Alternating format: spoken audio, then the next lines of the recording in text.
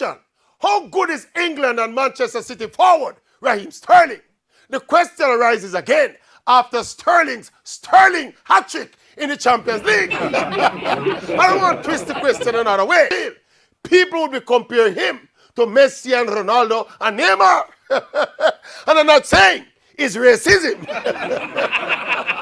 But based on his improvements over the past 2 to 3 seasons, we're dominated by a plethora of international talent. Personally, I think Raheem Sterling right now is in the top 3 or 4 best players in the world. And if he continues on his current path and can pilot Manchester City to that elusive Champions League title, and he keeps doing what he's doing for England, then you all realize that a Jamaican-born baller could be right up there in the conversation of being the best player in the world.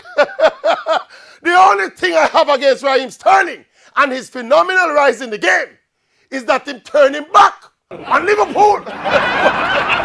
Otherwise, he's a big baller.